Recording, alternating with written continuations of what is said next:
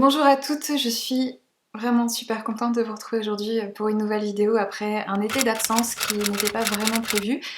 Plutôt que de débarquer comme une fleur, comme si de rien n'était, je me suis dit que j'allais vous proposer une vidéo un petit peu foire aux questions pour vous donner quelques nouvelles et satisfaire la curiosité de celles qui veulent savoir un petit peu ce qui se passe dans ma vie ou qui voulaient connaître mon opinion sur différents sujets. Je ne sais pas quelle va être la durée de cette vidéo, mais probablement très longue si on prend en considération le fait que je suis très bavarde de nature. Et si au terme de cette vidéo, je n'ai pas répondu à certaines de vos interrogations, n'hésitez pas à me les laisser en commentaire et j'y répondrai dans une prochaine vidéo. Au fur et à mesure, je vous afficherai les questions ici et je vais essayer de masquer les noms des personnes au cas où ces personnes préfèrent rester anonymes. La première question qui est revenue à maintes reprises et je vous en remercie, c'est vraiment très gentil, c'est comment ça va? Et vous avez aussi été nombreuses à me souhaiter un bon rétablissement, donc voilà, toutes celles qui ont eu cette gentillesse et cette prévenance, je vous en remercie infiniment. Vous êtes vraiment toutes adorables. Donc pour répondre déjà à comment ça va, on va dire que ça va beaucoup mieux depuis quelques jours. Je l'ai mentionné très brièvement sur Instagram et dans un petit post sur la communauté YouTube, mais voilà, j'ai eu quelques petits ennuis de santé ces derniers mois. Alors techniquement rien de dramatique, ça me paraissait pas vraiment pertinent ou intéressant pour vous de partager ce que j'avais, mais j'ai reçu des messages pour me demander de vous expliquer ce qui s'est passé plus précisément. Donc je vais y répondre ici, y a pas de souci, j'ai rien à cacher, c'est juste que ça me semblait pas particulièrement intéressant, mais j'ai eu plusieurs questions qui se rapportaient plus ou moins à ça. Du coup, voilà, je vais vous expliquer tout ce qui s'est passé. Donc comme vous le savez peut-être si vous me suivez depuis un certain temps, j'ai fait une fausse couche il y a un peu plus d'un an maintenant, qui s'est très mal passée puisque j'ai fait une grosse hémorragie, j'ai fini au bloc en urgence, etc. Et suite à ça, les premiers mois, tout allait bien. Et en fait, petit à petit, j'ai commencé à avoir des douleurs très fortes pendant mes règles en fait. J'ai mes cycles qui se sont raccourcis mais vraiment de manière significative, sachant que j'ai jamais eu ce genre de soucis au cours de ma vie. J'ai toujours eu un cycle très régulier, voilà, 28 jours pile, c'était toujours comme ça, et en fait mes règles sont devenues quasiment inexistantes, donc j'avais des fortes douleurs, et c'est comme si mon corps en fait forçait entre guillemets pour expulser quelque chose, mais il y avait rien en fait, quasiment. Donc déjà je me suis dit oula, il y a un souci, donc j'ai pris rendez-vous pour faire des examens, savoir un petit peu ce qui se passait. Et en fait, petit à petit, j'ai aussi eu des douleurs presque constamment, en fait, des tiraillements qui faisaient que certains jours, j'avais du mal même à me tenir droite, j'étais toujours voilà, penchée comme ça. J'ai aussi eu cet été des problèmes de dos. Je pense que c'était aussi lié d'une certaine manière, parce que comme j'avais mal, je me crispais un peu de partout. Et il y a des matins, en fait, où j'étais complètement bloquée et où je pouvais même pas me lever de mon lit. Donc j'ai fait des examens, j'ai fait des échos, j'ai fait des analyses hormonales, donc tout était normal. Et à l'écho, en fait, c'est là où il a commencé à y avoir des suspicions en fait d'adhérence. Donc en gros, voilà, on m'a diagnostiqué des synéchies utérines. Donc en gros, c'est quand vous faites une fausse couche, admettons, ou bien une IVG ou quelque chose comme ça, et qu'on aspire en fait l'endomètre, il y a des endroits où il reste des petits morceaux, et en fait, ça peut rester accroché en fait définitivement, alors que normalement l'endomètre se renouvelle tous les mois, et au fur et à mesure, en fait, ça vient créer comme des ponts d'endomètre, donc au travers de l'utérus, vous avez comme des filaments comme ça qui viennent petit à petit en fait boucher l'utérus d'une certaine manière, et en fait c'est ce qui s'est produit pour moi. Et maintenant, comme vous le savez, j'habite vraiment au milieu de nulle part, hein, vraiment à la campagne, donc tout ce qui est médical, c'est très compliqué d'avoir des rendez-vous, il y a beaucoup d'attentes, et là, du coup, l'intervention qui devait être faite, donc je devais avoir une hystéroscopie opératoire, donc c'est-à-dire qu'il faut... je suis désolée pour les détails un peu graphiques, hein. En gros, on vous rentre une caméra dans l'utérus avec un scalpel, en fait, en gros, ils viennent gratter, en fait, couper, en fait, l'endomètre qui devrait pas être là, enfin les ponts d'endomètre en fait. Donc j'avais cette intervention qui devait être planifiée, sauf qu'il n'y avait pas de place au bloc pendant plusieurs mois, donc tous les mois je rappelais pour essayer d'avoir un rendez-vous, mais voilà, il n'y avait pas de place. Ils étaient apparemment, donc normalement c'est une intervention qui est réalisée sous anesthésie générale, et ils étaient apparemment en pénurie d'anesthésistes notamment, donc c'est ce qui a posé problème, et j'ai fini par avoir mon hystéroscopie en fait il y a quelques jours, qui finalement a été pratiquée sans anesthésie, donc je vous laisse imaginer. Et en plus normalement c'est une intervention qui est planifiée pendant l'ovulation pour que le col soit ouvert, et là la date que j'ai eue c'était à quelques jours de mes règles, donc le col n'était pas du tout ouvert.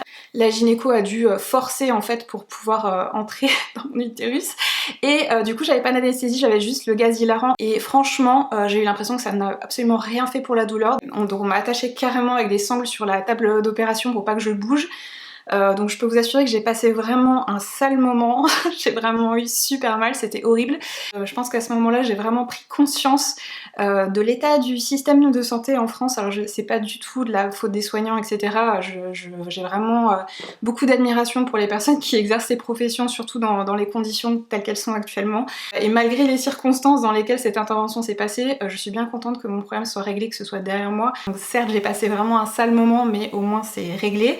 Donc suite à ça, bien sûr, pendant quelques jours j'ai été très endolorie, mais je me sens maintenant beaucoup mieux. Je me suis aussi trouvé une super ostéo juste à côté qui m'a tout remis en place et j'ai l'impression vraiment là d'avoir un corps tout neuf.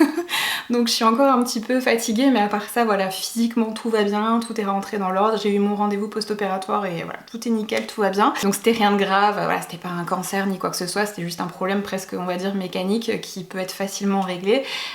C'était juste un peu, voilà, douloureux et pénible pendant quelques mois, le temps de faire le diagnostic et que l'intervention ait lieu. Donc voilà, du coup pour cette petite parenthèse santé et pour répondre un petit peu à comment ça va, pour répondre aussi un petit peu à cette question, savoir un petit peu ce que j'ai fait cet été, parce que j'ai pas fait que rester à pleurnicher au fond de mon lit, même si on n'est pas parti en vacances cet été puisqu'on est encore en plein dans les travaux de rénovation de la maison. On a quand même fait des petites choses, notamment j'ai mon petit frère qui s'est marié, donc j'ai passé beaucoup de temps aussi avec ma famille, c'était vraiment super chouette, j'ai passé un super moment. Ça m'a permis aussi de voir des personnes que j'avais pas revues depuis super longtemps, donc c'était vraiment génial. Je vous partagerai d'ailleurs dans une prochaine vidéo le maquillage que j'ai porté pour le mariage de mon petit frère. Et c'est aussi du coup par un concours de circonstances le maquillage que j'ai aussi réalisé sur la mariée, c'était pas prévu mais du coup c'est moi aussi qui l'ai maquillée.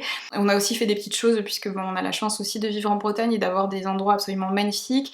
On a été dans la forêt de Brocéliande avec les enfants, on a été aussi sur l'île de Bréa où on a fait du vélo toute la journée, c'était vraiment magnifique, super, j'ai passé aussi un super moment. Voilà, on a essayé de faire des petites choses comme ça. J'ai heureusement eu la chance d'avoir des jours où je me sentais plutôt bien et où j'ai pu voilà, faire ce genre de choses. Donc ça n'a pas été que un été entre guillemets pourri, hein. J'ai aussi profité un petit peu de la vie de ma famille, des gens que j'aime. Donc voilà un petit peu pour répondre à la première question.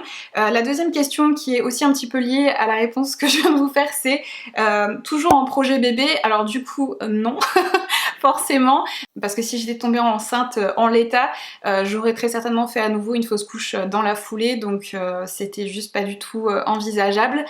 Et même avant de découvrir que j'avais ce problème qui s'était installé, j'étais pas du tout dans un état d'esprit de tomber enceinte là dans les prochains mois. Pour plusieurs raisons, déjà j'ai l'impression de pas avoir complètement digéré la fausse couche du coup d'il y a un an. Donc j'ai 36 ans, donc je sais que je peux pas attendre non plus 10 ans pour m'y remettre, mais j'ai envie de prendre le temps vraiment d'être enfin, voilà, de me sentir prête. J'ai pas envie de faire ça parce que j'ai l'impression que le temps presse et que c'est un peu ma dernière fenêtre d'opportunité. J'ai quand même encore quelques années devant moi je pense. Et il y a aussi le fait que la maison est toujours en chantier. Dans ma tête j'imaginais vraiment que après plus d'un an dans la maison on aurait beaucoup plus avancé.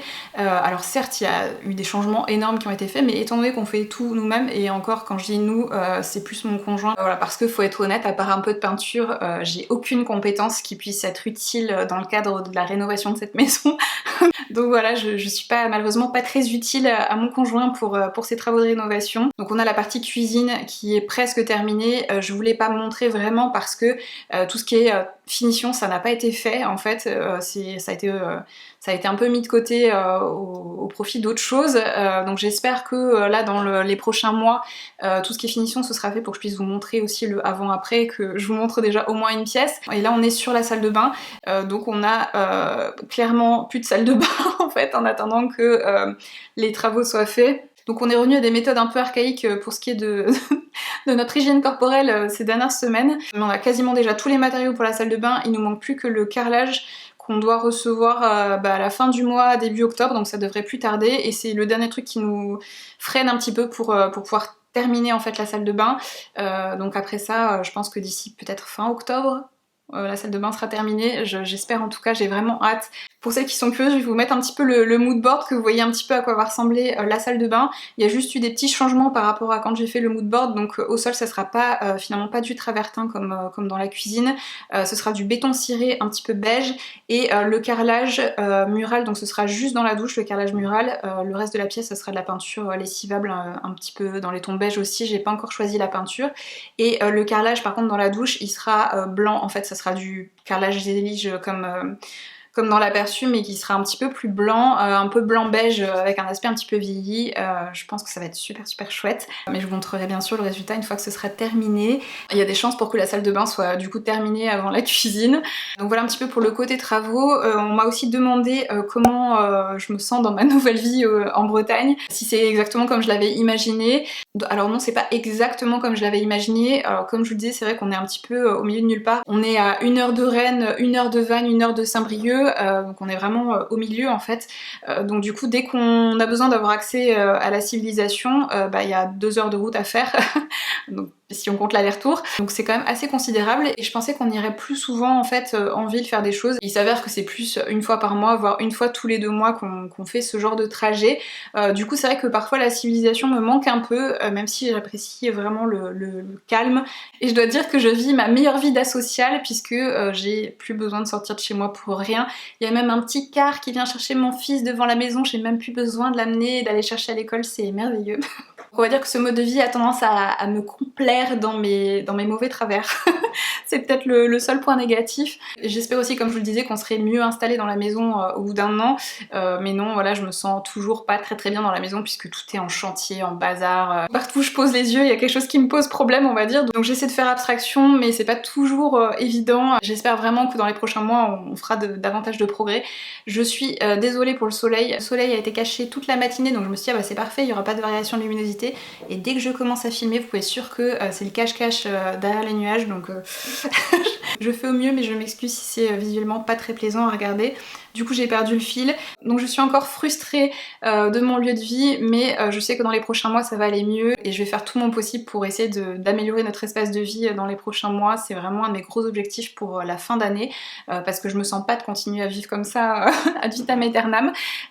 Donc voilà, et sinon aussi bah, c'était notre première année avec le potager. Je suis plutôt contente du résultat. On n'a pas eu un très joli été en Bretagne, il a fait vraiment moche et vraiment pas chaud du tout, donc on avait planté notamment beaucoup de tomates qui ont peiné à mûrir, donc on en a eu pas mal là ces dernières semaines, mais là c'est terminé. On a fait aussi des courgettes, des haricots, on en a eu plein, mais vraiment une montagne. Si vous me suivez sur Instagram, vous avez dû voir passer mes montagnes de courgettes, mes montagnes de cerises et tout ça. On avait aussi essayé de faire des courges et pourtant elles avaient vraiment beaucoup de place pour s'installer.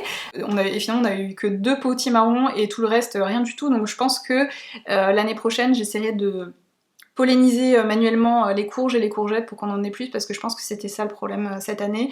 Pourtant on a plein de pollinisateurs, on a des abeilles, des bourdons, on a vraiment plein d'insectes dans le jardin, mais comme il y a plein de choses justement dans le jardin, il y a beaucoup de fleurs et tout ça, je pense que il y a d'autres choses qui les intéressent davantage que les fleurs des courges, donc il faudra que je pense que je gère ça différemment l'année prochaine, mais je suis quand même super contente de ce qu'a donné notre potager pour cette première année. Donc voilà un petit peu du coup pour la maison, j'espère que ça répond à votre question. Ensuite j'avais une question, est-ce que tu te reconnais dans le nouveau YouTube? Alors c'est une vaste question, alors c'est sûr que ça fait bientôt 13 ans que je suis sur YouTube, donc forcément ça a beaucoup changé par rapport au début et je comprends celles qui sont nostalgiques du YouTube du début. Je pense que ce qu'on voit de mauvais sur YouTube aujourd'hui, ça reflète aussi beaucoup ce qui se passe dans notre société en général. Avec l'essor des réseaux sociaux, tout ça, on a l'impression d'être tous connectés les uns aux autres, alors qu'en fait c'est pas une vraie connexion. On est de plus en plus éloignés les uns des autres, puisqu'il n'y a plus vraiment de réelle interaction sociale en face à face, et il y a beaucoup de gens qui n'ont même plus conscience que bah, la personne qui regarde en vidéo c'est aussi un être humain, et quand il laisse des commentaires abominables, alors c'est vrai que moi j'en vois rarement sous mes vidéos, mais je vois des choses mais horribles des fois sous des vidéos d'autres personnes. Je me dis mais comment on peut dire des choses comme ça à un être humain en fait, à un autre être humain, je comprends pas en fait, ça me dépasse, et je pense qu'il y a vraiment une espèce de déconnexion qui se fait où les gens n'ont même plus conscience que bah, on est des personnes aussi. donc il y a cet aspect là, mais qui comme je disais je pense reflète vraiment un problème plus sociétal en fait, en lien avec les réseaux sociaux qu'avec vraiment YouTube en particulier. Il y a aussi le côté ce que moi j'appelle influenceur de télé-réalité qui partage du contenu abrutissant et inintéressant et qui passe son temps à faire la promotion de produits de qualité plus que discutable, et du coup on a vraiment l'impression qu'ils sont là pour l'argent, et vous en tant que personne qui les suivez, c'est comme si vous étiez pris un petit peu pour des pigeons entre guillemets, et c'est ce genre d'influenceur, déjà j'aime pas ce mot, c'est horrible, mais bon voilà, c'est le terme qui est utilisé maintenant. qui font que maintenant on est tous mal vus entre guillemets et que le fait d'être rémunéré pour parler d'un produit est tout de suite interprété comme étant quelque chose de fait avec malice, et alors que pour ma part, quand je choisis de travailler avec une marque, c'est parce que j'ai vraiment adoré les produits et que de toute façon j'aurais parlé des produits dans une vidéo que la marque me paye ou pas pour le faire. Donc autant être rémunéré et pouvoir réinvestir cet argent dans ma chaîne YouTube pour vous proposer davantage de contenu ou bien du contenu de meilleure qualité, surtout si on prend en considération ce que coûte une chaîne YouTube. Je vous l'avais déjà dit, mais voilà, après 13 ans sur YouTube, ma chaîne YouTube, ça fait 13 ans que c'est clairement, entre guillemets, un gouffre à pognon, quoi. Ma chaîne YouTube, à l'heure d'aujourd'hui, n'a jamais été autosuffisante. Elle me rapporte de l'argent, certes, mais elle m'en coûte beaucoup plus. Donc du coup, c'est pas... à l'heure d'aujourd'hui, pas du tout rentable pour moi, même si je collabore avec des marques et je vous propose parfois des vidéos où il y a des placements de produits qui sont rémunérés. Du coup, ça me place un peu dans une position qui est inconfortable parce que d'un côté, j'ai envie de continuer à vous proposer des vidéos YouTube, mais si je ne fais pas de placement de produits rémunérés, je ne pourrai pas continuer parce que financièrement, c'est plus du tout viable, ça l'a jamais été et ça le serait encore moins si je ne collaborais pas du tout avec des marques que j'aime et que j'affectionne. Donc je sais pas si ça répond à la question, savoir si je me reconnais dans le YouTube d'aujourd'hui. Pour ma part, j'essaie de faire un petit peu les choses comme moi je le sens, j'essaie pas de me couler dans un moule, je ressens pas le besoin d'avoir un sentiment d'appartenance à une grande communauté de youtubeurs, etc. Pour être parfaitement honnête avec vous, je connais pas d'autres youtubeuses personnellement. Il y en a quelques-unes avec lesquelles j'ai échangé quelques mots au cours des années, mais jusqu'alors ça a jamais été plus loin. Peut-être que je suis une personne qui paraît pas du tout sympathique, en fait, j'en ai aucune idée. Mais voilà, encore une fois, si vous avez besoin de précisions sur cette question, n'hésitez pas à reformuler la question ou à demander des précisions en commentaire et j'y répondrai plus tard. Donc voilà pour cette question-là. Ensuite, l'une d'entre vous m'a demandé ma routine soin du visage.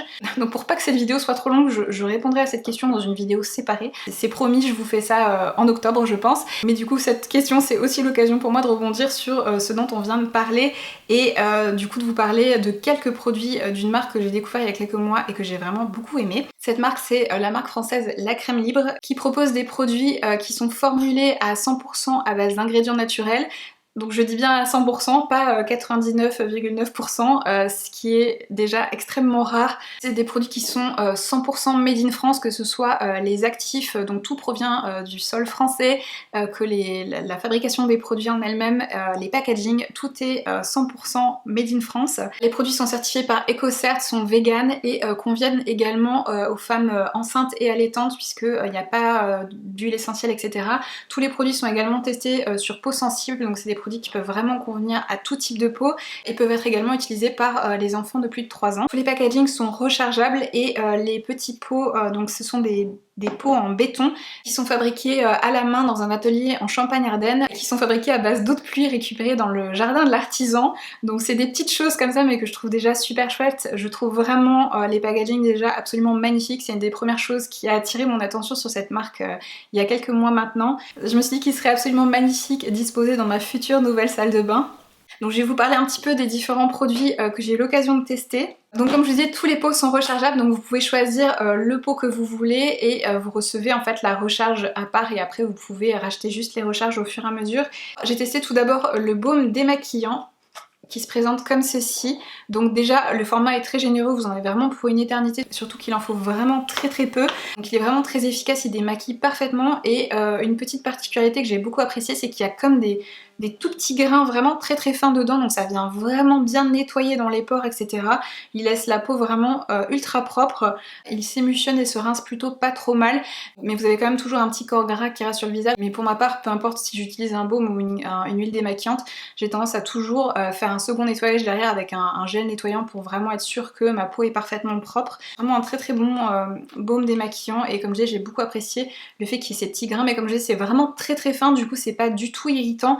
Vous n'avez pas du tout la peau rouge après ni quoi que ce soit, c'est vraiment, ça vient vraiment juste à aider à bien nettoyer la peau et à enlever vraiment tous les résidus de maquillage que vous pouvez avoir. Donc vraiment un très bon baume démaquillant. J'ai également beaucoup apprécié le masque exfoliant, j'adore la couleur de ce pot, il est vraiment trop joli. Donc je vais pas trop pencher mon pot, mais c'est une texture un petit peu gelée. La texture est assez cohésive, donc j'ai tendance à le prélever avec une petite spatule et celui-ci je l'applique plutôt avec le doigt. Je trouve que c'est plus facile parce que c'est vraiment un gel. Vous laissez poser ensuite sur le visage pendant 15 minutes et il vous laisse vraiment la peau ultra douce, bien gommé. Je trouve qu'il resserre aussi un petit peu les pores et il est pas du tout agressif. Donc si vous avez la peau sensible, ça peut vraiment être un super gommage pour vous. Il est vraiment très doux, mais il fait le job, donc vraiment un très bon gommage aussi qui va continuer à faire partie de ma routine dans les prochains mois avec grand plaisir.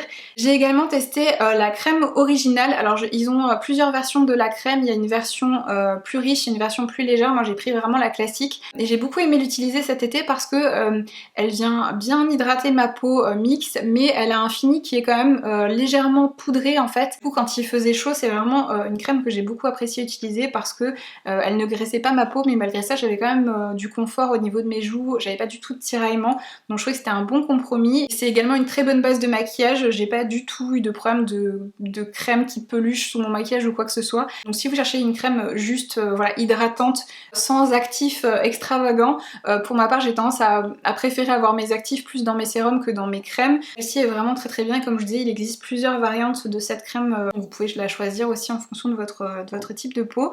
Et mon plus gros coup de cœur c'est leur huile sèche. Alors j'en ai fait une consommation industrielle cet été, c'est encore une fois un flacon qui est rechargeable. J'ai racheté des petites recharges comme ceci, c'est des petits berlingots en papier avec lesquels vous pouvez recharger le flacon en verre.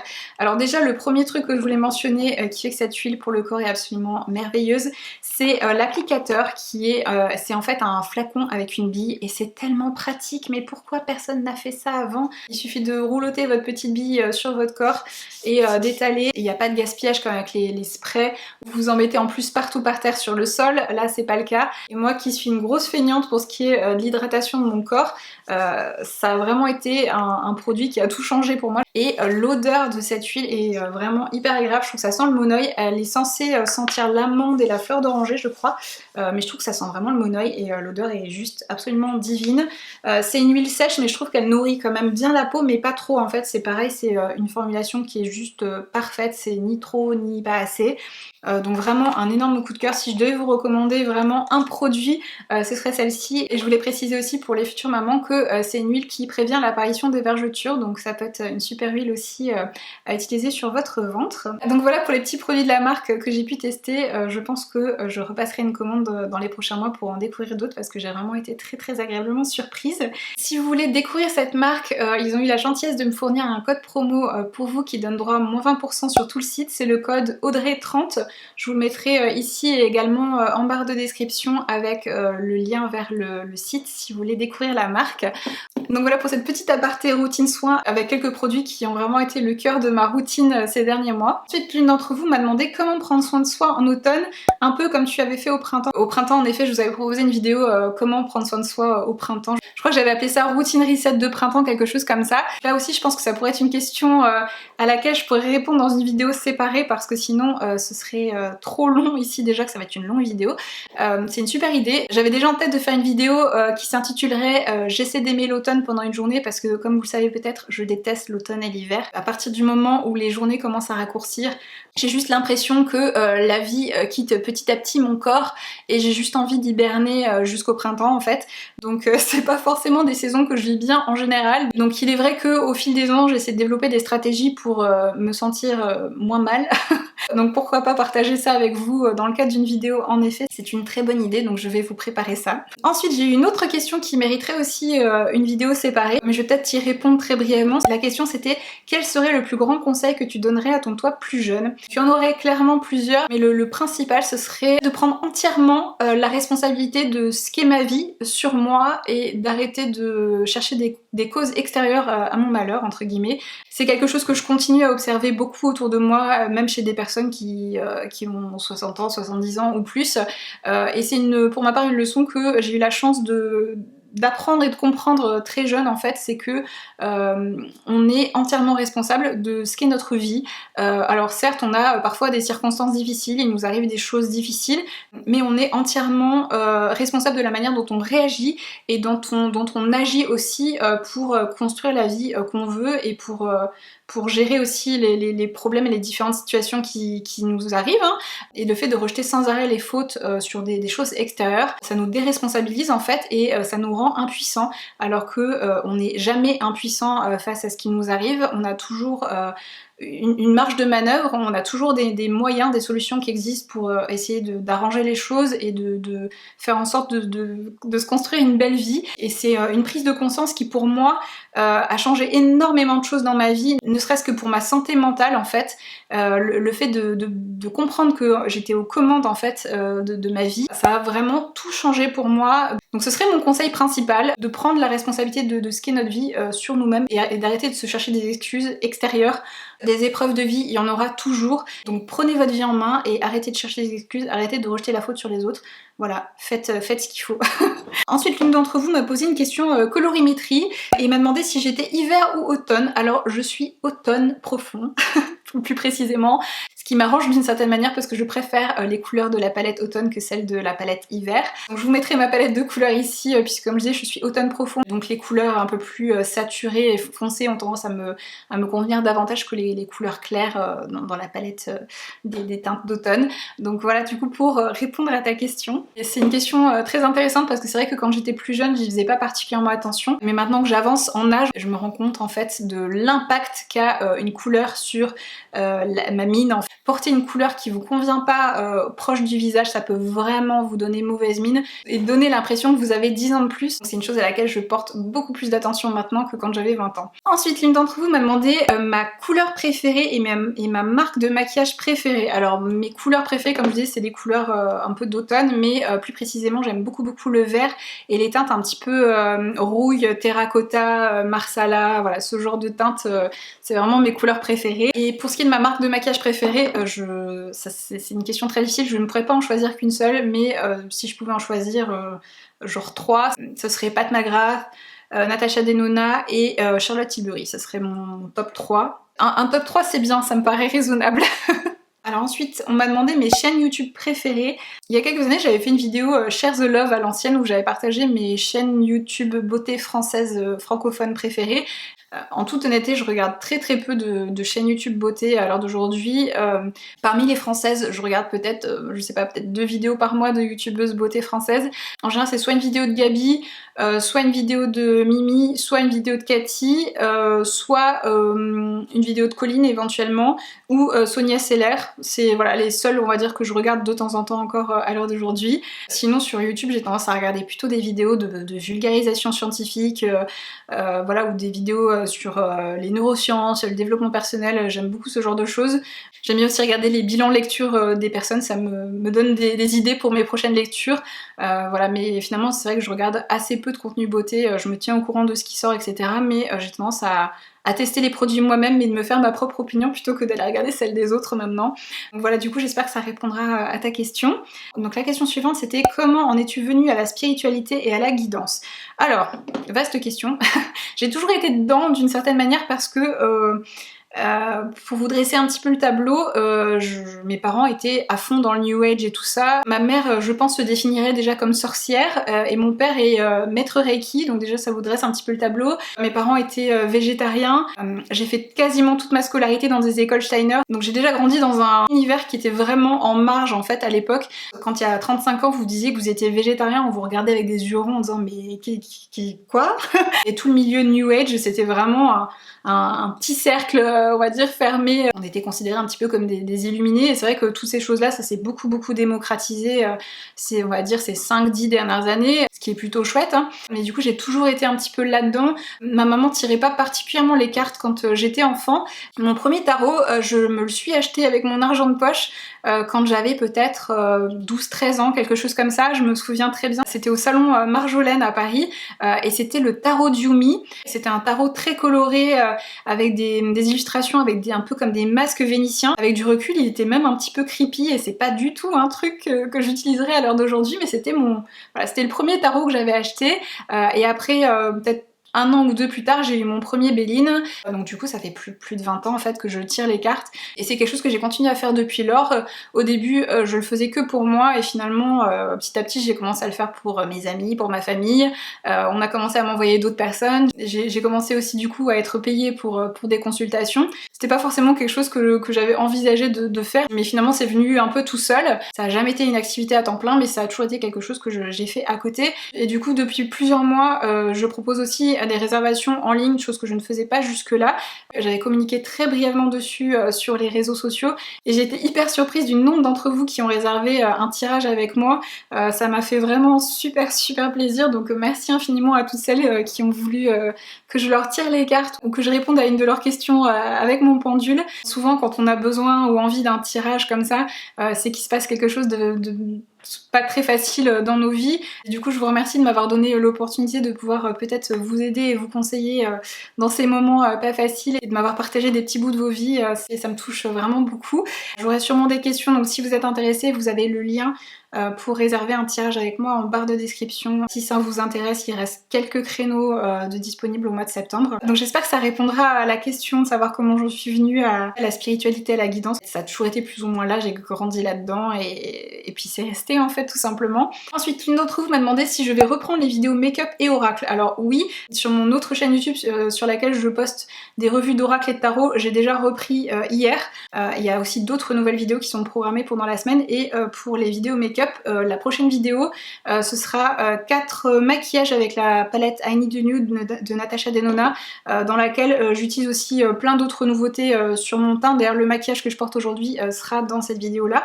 La vidéo sera postée peut-être demain ou après-demain, donc ça va arriver très vite, et il y aura d'autres aussi vidéos dans la foulée. Voilà, là je suis enfin en pleine forme, donc vous allez me voir tout le temps.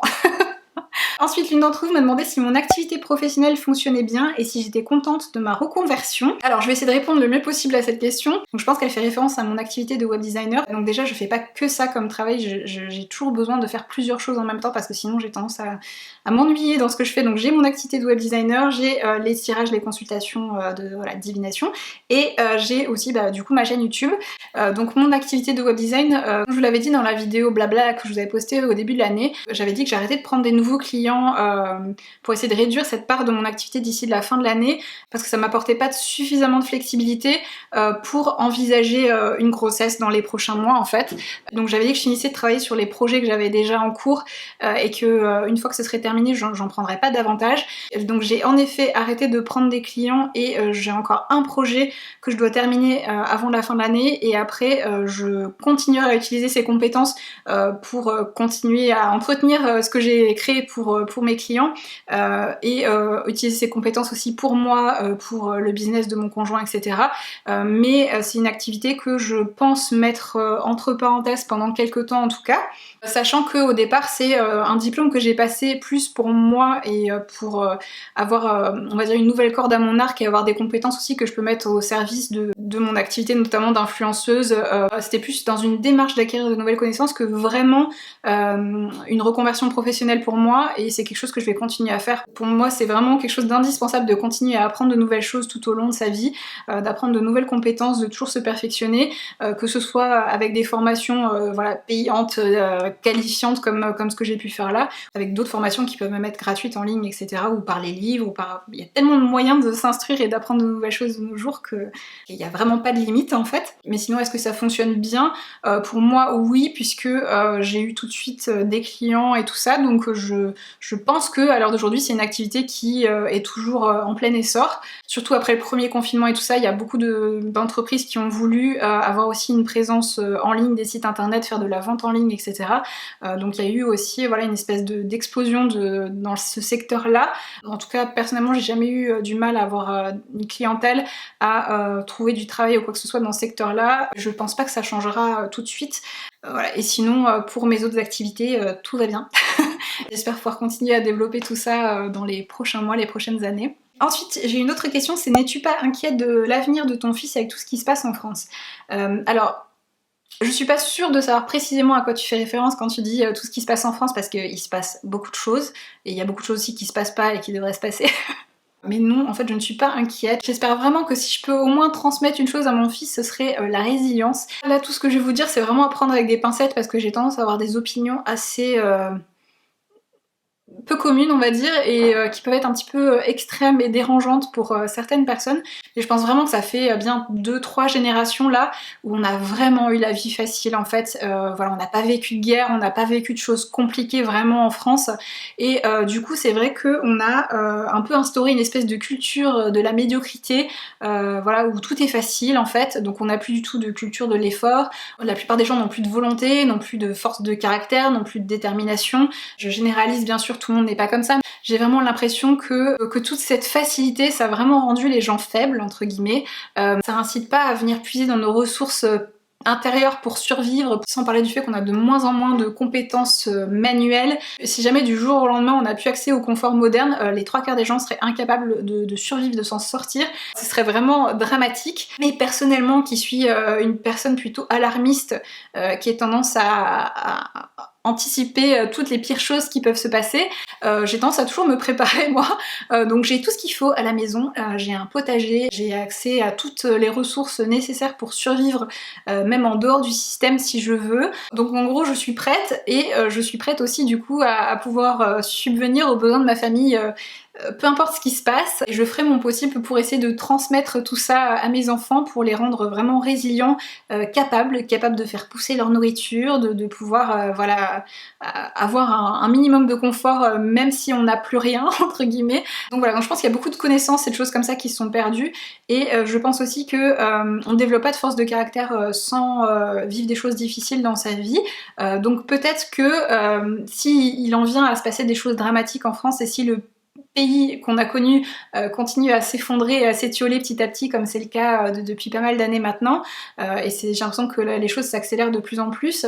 Peut-être qu'en fait c'est pas une mauvaise chose, mais je pense qu'il faut pas s'inquiéter, essayer de transmettre tout ce que vous pouvez transmettre de bon à vos enfants, essayer d'en faire des humains autonomes, qui s'intéressent au plus de choses possibles, qui ont envie de faire des choses de leurs mains, qui ont envie d'apprendre, de se perfectionner, de devenir de meilleures personnes chaque jour, et tout ira très bien. Et dernière question, as-tu des infos sur la prochaine journée Gold? Alors j'ai pas d'infos officielle, mais je pense, et mes prédictions sont souvent justes, je pense que ce sera la semaine du 2 au 8 octobre, du lundi au vendredi en magasin, et ensuite le samedi soir à 19h jusqu'au lundi matin en ligne. Donc ce sont mes prédictions, mais ce ne sont pas des infos officielles, hein, donc à prendre avec des pincettes. Pour celles qui ont eu la patience de regarder cette vidéo jusqu'au bout, merci à vous. J'espère que mes réponses ont pu être un tant soit peu intéressantes pour vous. Je vous fais des gros bisous à toutes et je vous retrouve très bientôt pour de nouvelles vidéos.